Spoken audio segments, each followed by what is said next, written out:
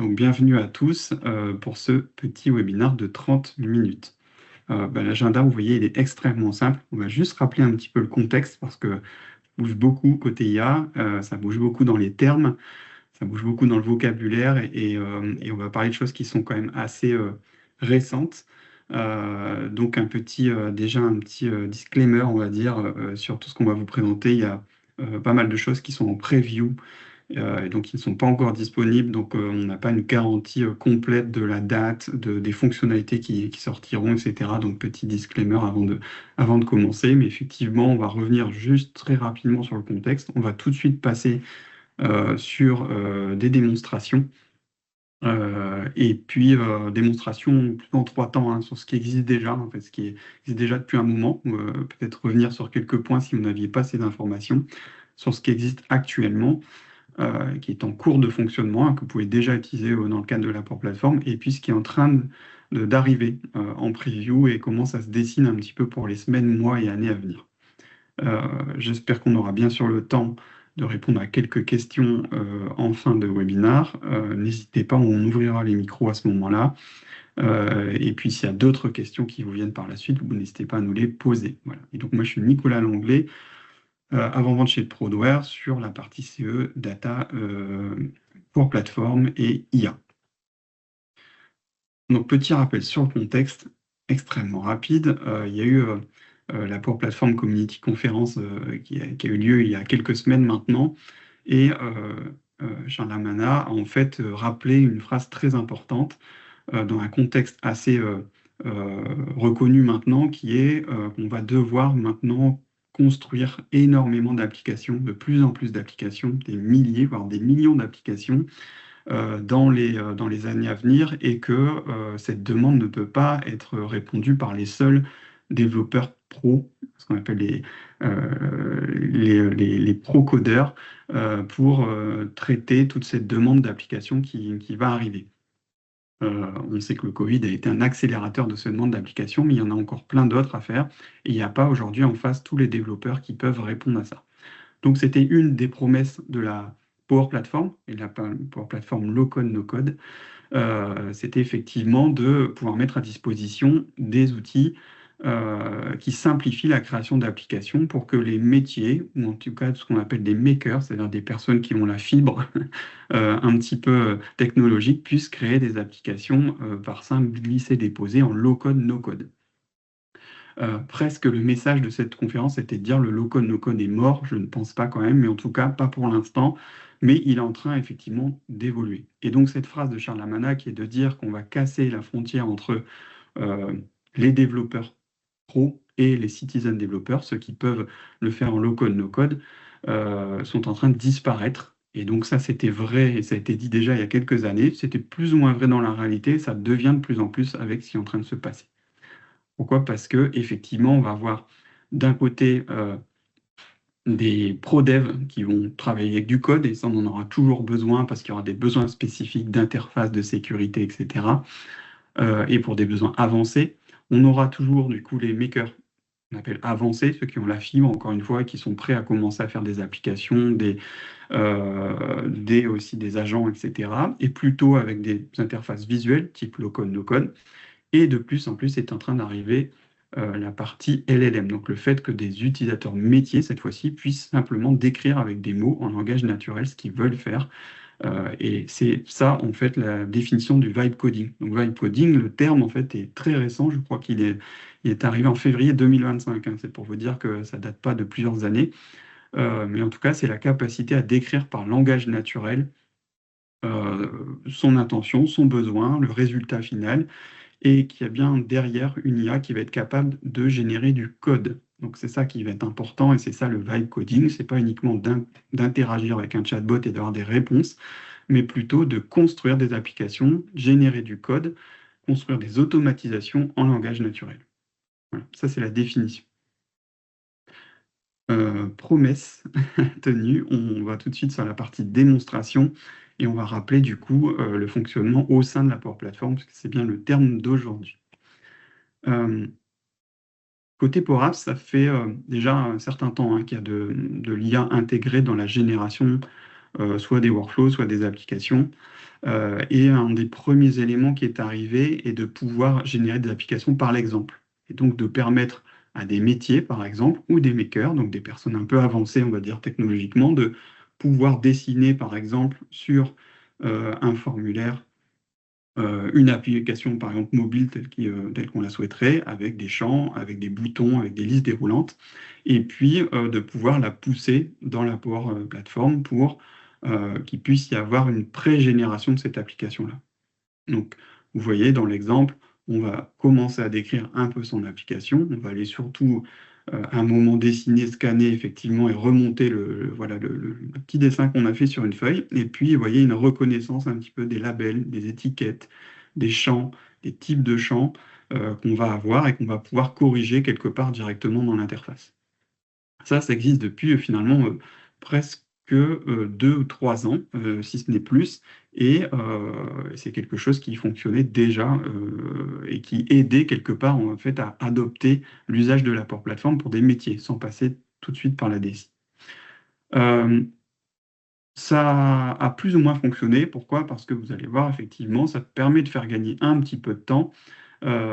Mais derrière, quand il y a un travail de l'outil, il y a une restitution qui est, on va dire, à retravailler. Voilà. Donc ça aide, ça fait gagner un petit peu de temps, mais il y a beaucoup de travail derrière pour brancher ça à une vraie base de données, pour mettre en forme, etc. Et donc le ROI, le gain de temps n'était pas forcément là.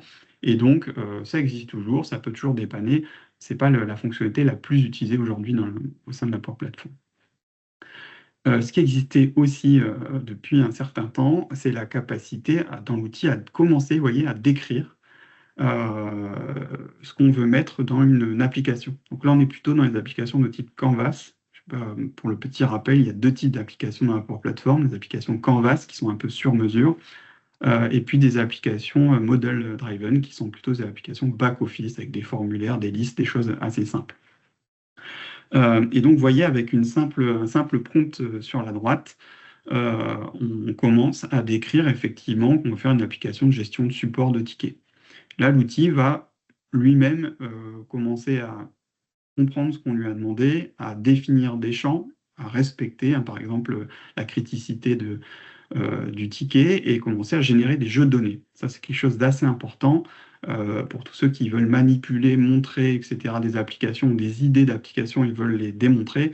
On passe finalement aussi beaucoup de temps à générer de la data derrière pour qu'on puisse se projeter. Et ça, c'était déjà un apport quand même assez considérable. On voit que l'outil a demandé, proposé même des améliorations, des suggestions. Donc, on lui a demandé en fait de m'aider et en fait il va me dire mais si tu veux gérer les tickets, voilà ce qu'il faut comme date, il faut une date de résolution, une date de correction, etc.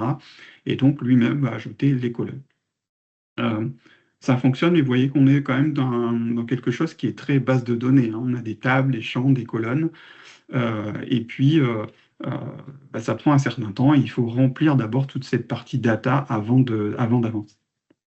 Donc, on va comme ça, je vais accélérer un petit peu la vidéo, et on va comme ça construire, ajouter des jeux de données, construire vraiment d'ailleurs toute la base data. Et vous voyez, on est déjà dans une logique où l'utilisateur doit d'abord savoir qu'il doit construire un back-office, un back-end, c'est-à-dire la structure des données, avant de construire le front-end, c'est-à-dire la partie applicative. Ça, c'est pas forcément naturel pour tous les métiers. Une fois qu'on a fait ça, on va continuer. Effectivement, l'outil, une fois qu'il a compris, il va essayer de se baser sur une espèce de template un peu identique pour ceux qui ont déjà pratiqué. Il y a un template un peu standard, on va dire, de gestion de ce type de données avec une liste sur la gauche. Je clique sur un élément sur la gauche et puis j'arrive sur un formulaire où je peux modifier, regarder mes données, etc. Donc ça fonctionne. Et donc, on est déjà un peu dans les prémices du vibe coding, c'est-à-dire je décris les choses, mais effectivement, il y a une application qui est faite. Vous voyez, on ne voit pas du code, on voit en fait une interface, on voit une base de données derrière, en tout cas une table dans cet exemple-là, et une interface qui est toujours un peu la même, qui est structurée, qui est assez classique, hein, où je vois mes enregistrements, comme je vous le disais, sur la gauche, et je modifie et je lis mes enregistrements. Là, vous voyez que je n'ai pas saisi une seule ligne de code, je n'ai pas fait un seul élément technique, et pourtant, je commence à avoir une application qui ressemble à quelque chose, qui est perfectible d'un point de vue ergonomie, mais effectivement qui me permet d'avancer. Tout ça, ça existait déjà, je rappelle, hein, c'est du passé. Entre guillemets, c'est toujours existant, on peut toujours l'utiliser. Et donc, n'hésitez pas à aller sur ce type d'application si ça peut vous faire gagner du temps. Euh, Ce qui se passe maintenant, c'est que, et quand je dis maintenant, c'est important, c'est-à-dire que c'est en cours, ça fonctionne, c'est en production. On va aller un cran plus loin. Vous voyez, là, je suis parti d'une table, de quelques champs, et ça m'a fait une interface sur un écran. Ce qui va se passer ensuite, c'est qu'on va vouloir décrire vraiment des applications complètes. Là, vous voyez, j'ai mis un prompt, et en fait, on va élaborer un plan, c'est ce qu'on appelle plan dans la Power Platform, où on va décrire exactement tout ce qu'on veut faire, avec plus de détails et de manière complète en un seul prompt. Alors pour faire ce prompt-là, vous pouvez effectivement soit le saisir directement, soit aller par exemple dans Copilot et vous demander de générer un prompt. Vous avez même des agents qui vous aident aujourd'hui à générer ce type de prompt pour classer la manière, structurer la manière dont vous posez les questions et vous donnez quelque part vos consignes à l'outil. Donc, j'ai moi-même décrit ce que je voulais faire. J'ai demandé à me générer un prompt qui soit compréhensible, complet, par plan, la notion de plan dans Power Platform. Et effectivement, ça m'a généré tout ce que vous voyez à l'écran. L'intérêt de plan, c'est qu'on ne va pas repartir de manière itérative entre les données, les écrans, et faire beaucoup d'allers-retours. C'est-à-dire qu'avec un seul et même prompt, on va pouvoir déjà construire beaucoup plus de choses. Alors je vais tout de suite aller un petit peu plus vite sur la construction, mais vous voyez sur la gauche, vous avez toute la logique en fait de l'outil qui se dit, OK, tu veux faire une application par exemple de livraison qui va aider des personnes à faire des livraisons pour des tournées. Eh ben, potentiellement, tu vas avoir deux types de profils qui vont utiliser la solution. Tu as le livreur, mais tu as aussi le responsable qui va un peu vérifier tout ça. Et on voit ici sur la droite qu'en fait, l'outil va commencer à utiliser des assistants, des agents dédiés, spécifiques. C'est ce qui fait que ça marche bien pour chacune des opérations.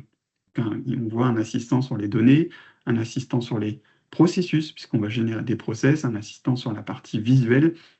Et donc, on va commencer à construire tout ça. Donc, on voit la logique qui se construit sur la droite et l'outil qui dit, bah, effectivement, pour une application par exemple, de gestion des livraisons, il faut effectivement tel type de profil.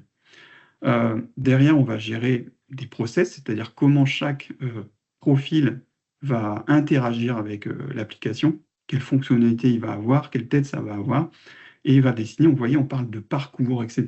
On est vraiment, encore une fois, dans des termes très métiers, et non pas de ajoute-moi une colonne de champ date. Vous voyez, c'est beaucoup plus métier que ça, on parle de logique, de parcours, et une fois que c'est correct, vous voyez, au fur et à mesure, on valide un petit peu la démarche. Et quand on valide la démarche, bah, du coup, il va passer avec l'agent data, cette fois-ci, qui va créer les bases de données, qui va créer les tables plutôt, et qui va même créer des liens entre ces tables. On va un peu plus loin que tout à l'heure. Et donc, on va pouvoir même visualiser graphiquement les différentes tables qui sont nécessaires pour répondre à ce besoin et pour que ce soit fluide et que ça fonctionne bien. Encore une fois, c'est perfectible. Vous voyez, il y a déjà des choses qui marchent bien, des tournées, des notifications. Des statuts de livraison, ça c'est un peu bizarre, on aurait pu peut-être gérer ça avec un champ, mais en tout cas, ça commence à faire le travail et on valide ou pas, et on rectifie au fur et à mesure. Et puis derrière, bah, c'est parti, la solution va commencer à gérer une application mobile, puisqu'on est sur de la livraison, et puis il va commencer à se dire qu'il va y avoir besoin de notifier quand une livraison est faite, de faire des changements de statut, etc.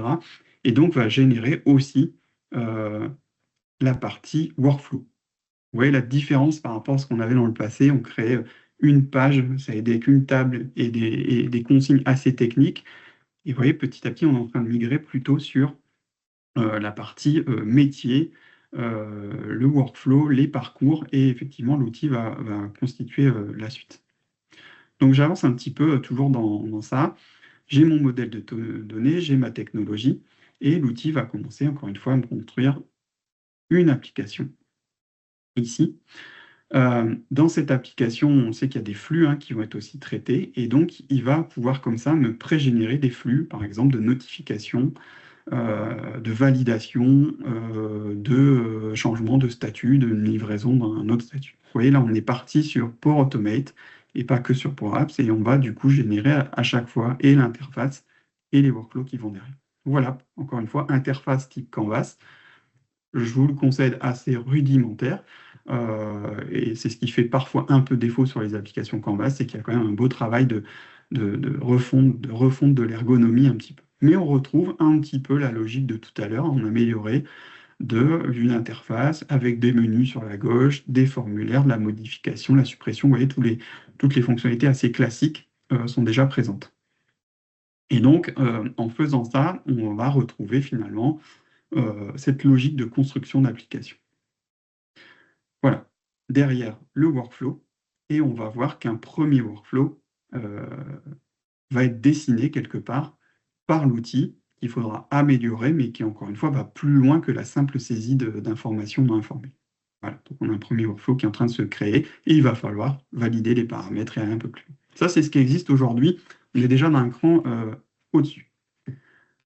Ce qui se passe derrière, c'est que on va arriver dans une logique beaucoup plus étendue. Donc, on l'a vu, le low-code que vous connaissez aujourd'hui pour les makers, effectivement, c'est ce qui permet, à partir d'applications de type low-code, no-code dans la Power Apps, de se connecter à différentes sources, Dataverse qui est la source principale, mais il y a effectivement des data connectors, de se connecter à SharePoint, à des bases de données, bref, avec tout un tas de fonctionnalités derrière. Ça, c'est ce que vous connaissez aujourd'hui. Ce qui est en train d'arriver, qui est en preview, ça va être la partie effectivement agent builder. Là, on va être vraiment sur les utilisateurs finaux, avec peut-être des choses, des sources de données plus limitées, avec une sécurité, on va dire, plus restreinte, mais pour commencer à générer effectivement des premières applications extrêmement simples. On aura toujours la partie low-code. On va bien sûr entrer sur la partie vibe code, on va vous montrer à quoi ça ressemble, et il restera toujours la capacité, je vous le rappelle, c'est important de comprendre qu'on n'est pas dans une boîte noire, on peut ensuite générer du pro-code, hein, bien sûr avec la Power Platform, c'est d'ailleurs vers quoi on va aussi aller de plus en plus, c'est-à-dire que la Power Platform, le socle, est effectivement disponible et permet d'assurer un socle de sécurité, de gouvernance sur lequel on va pouvoir développer. On va commencer par l'agent builder en preview, complètement, pas disponible encore en France, mais pour que vous puissiez vous comprendre, je vous rappelle, pardon, je reviens un petit peu en arrière, mais l'agent builder est plutôt vraiment dédié à la productivité, aux utilisateurs finaux, et avec une source pour l'instant de données qui n'est que SharePoint, et qui peut suffire dans plein de cas d'usage. Donc ce qui va se passer, c'est que les utilisateurs qui auront Microsoft 365, Copilot M365, pardon, pourront effectivement avoir accès à ce type d'agent. On va pouvoir du coup poser la question de la création d'agents. Et puis, voilà, j'ai juste... Pardon, je suis allé un peu vite sur ma vidéo. Et donc, on va pouvoir effectivement poser des questions dans l'application de App Builder. Et effectivement, il va y avoir une construction d'une application. Je vous l'ai dit, la construction, elle est faite surtout à partir de données SharePoint. Donc pour l'instant, c'est la consigne par défaut qui est donnée à cet agent. Mais lui, vous allez voir, va commencer à construire une application avec une interface un petit peu plus agréable que celle qu'on connaissait jusqu'alors, en tout cas un peu plus poussée. Toujours la même logique, on voit le raisonnement qui est fait sur la gauche, on voit, vous voyez, c'est surligné ici qu'on va se baser plutôt sur du SharePoint, et vous voyez tout de suite l'interface qui vient de sortir. Interface qui a été vraiment générée par rapport aux consignes. Donc là, c'est une application pour générer des votes sur des idées d'application ou autre. Et donc, on va pouvoir comme ça assez rapidement la construire et la partager. J'ai même vu, vous avez vu des graphiques. Et vous avez même en bas à gauche toujours l'interface pour interagir et continuer à faire développer l'application. Donc ça, on voit tout de suite le résultat, hein, parce qu'on a une application déjà un peu plus poussée, des graphiques, des boutons, quelque chose qui sort un peu plus de ce qu'on connaissait avant, et une intégration qui va pouvoir être simple pour des utilisateurs sur des listes SharePoint qu'il peut avoir à sa disposition. Ça va être côté agent builder. On arrive sur la partie vibe coding, qui est quand même le cœur de tout ce qu'on se dit depuis tout à l'heure, et qui va permettre déjà simplement de créer des pages. Vous savez qu'à l'intérieur d'applications Canvas ou Model Driven, on peut ajouter des pages en se basant sur des données. Et là, on va avoir un petit bouton complémentaire qui va nous permettre de décrire une page. Donc là, ici, je vais partir sur une page de saisie et de suivi de problèmes techniques. Il y a du matériel informatique. Et donc, je vais lui poser cette question-là. Toujours la même logique.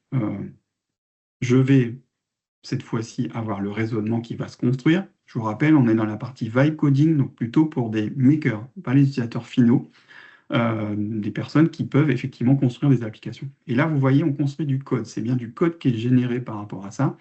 C'est du code React, d'accord? Donc du vrai code qui est plutôt, on va dire, aujourd'hui dans l'air du temps, avec cette même logique. Et du coup, tout de suite, l'aperçu des fonctionnalités, la capacité à voir le code, à modifier le code. On voit bien ici la limite, effectivement, le fait de pouvoir commencer à faire le lien avec les pro-codeurs, qui vont pouvoir modifier ce code et qui vont pouvoir faire évoluer l'application. Toujours pareil, sur la gauche, la capacité à décrire des besoins complémentaires.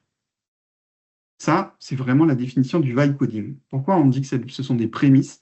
On expliquera après les limites de ça. C'est qu'on voit le code se générer, on peut modifier le code, mais pour l'instant, encore une fois, en preview, on n'a pas encore toutes les informations sur où est stocké ce code, comment on va pouvoir l'exploiter, comment on va pouvoir le maintenir, etc. Pour aller plus loin, cette notion de vibe coding, bien sûr, ne va pas que faire de créer des pages.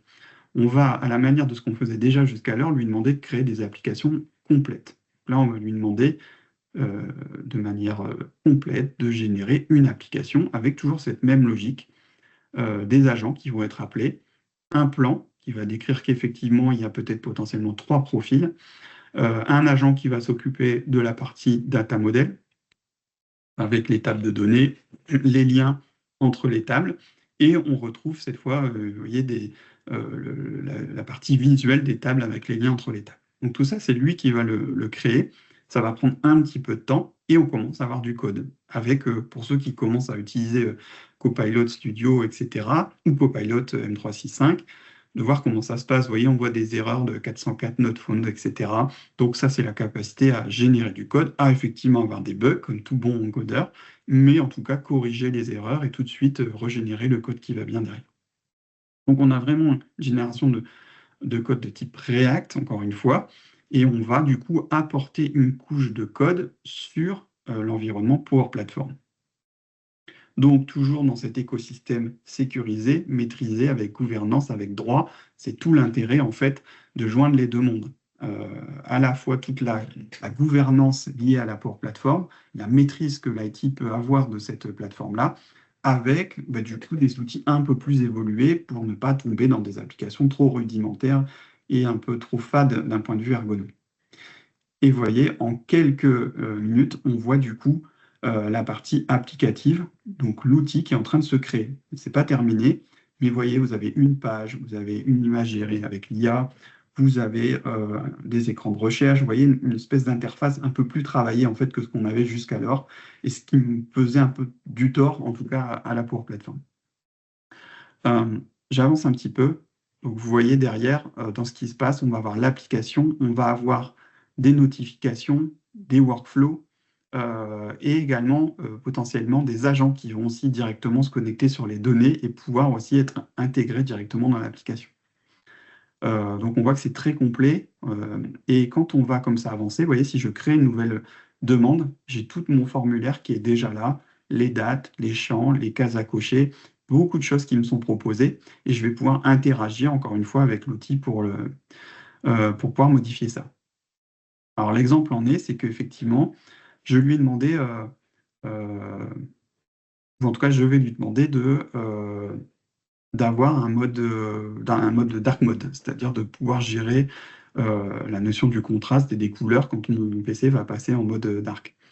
Et donc, par cette simple phrase, il va bien y avoir retravail du code, reparcours, rechallenge du code, etc., suppression du code qui n'est plus viable, nettoyage et apport du nouveau code. Donc, si j'avance un petit peu, on retrouve mes fichiers React, on retrouve mon code, on retrouve l'aperçu. Dans ce type d'application, généralement, on va pouvoir, mais encore on présume qu'on va pouvoir modifier dans l'aperçu directement des champs, des valeurs du texte et que ça vienne modifier ça aussi dans le code. Derrière, je ne sais pas si vous voyez, on voit mon petit bouton là, Dark Mode qui vient d'apparaître. Je vais rafraîchir juste ma page. Et à ce moment-là, on voit qu'avec une simple phrase, je peux maintenant appliquer mon mode dark. Voilà, c'est un exemple, mais on pourrait ajouter des colonnes, modifier la disposition d'une page, etc. C'est tout l'intérêt de faire ça. Voilà, ça, vous avez la vision de ce que c'est. Il y a plein de limites à ça aujourd'hui. Pourquoi je dis aujourd'hui? Parce que tout ça, c'est des fonctionnalités en preview. Et donc, de ce qu'on voit en preview, il manque beaucoup de choses. C'est pour ça qu'on attend un petit peu, on fait très attention à ce qu'on vous dit. Pour l'instant, on n'a pas énormément la main sur le code généré, voire pas du tout. Le code on ne voit pas où il est stocké, honnêtement, on ne le voit pas dans des solutions, on ne le voit pas dans Dataverse, on n'y a pas accès via GitHub, ce qui est souvent possible dans ce genre d'application de vibe coding. Et donc, pour les montées de version, les solutions, etc., on ne voit pas encore toutes ces choses-là, ce qui fait que, pour l'instant, en production, c'est bien sûr inexploitable en l'état. Encore une fois, on est en preview et ça vient de sortir. Par contre, on voit plein d'avantages par rapport à ça, c'est qu'effectivement, on va pouvoir faire des applications beaucoup plus rapidement que ce qu'on faisait en low-code, no-code déjà, accessible à plus de profils, puisqu'on décrit par interface les choses. Comme il y a du code, il peut être contrôlé, il peut être à nouveau envoyé vers Claude ou Copilot pour assurer la sécurité, mis dans les mains d'un développeur qui va pouvoir effectivement contrôler ce code, intégré, on l'espère demain, à Dataverse pour gérer la sécurité, et du coup, avoir une courbe d'apprentissage qui sera réduite. Donc on voit énormément de choses à joindre ces deux bouts finalement. Maintenant, pour faire tout ça, il faut et progressivement, il faut effectivement d'abord parler pour plateforme, adoption, sécurisation, etc. Mais si effectivement ce travail-là est en cours ou est à faire, en tout cas chez vous, pour pouvoir ouvrir la porte à l'avenir, c'est-à-dire la capacité à faire encore plus d'applications plus rapidement, mais toujours dans quelque chose qui est maîtrisé, sécurisé par la DSI.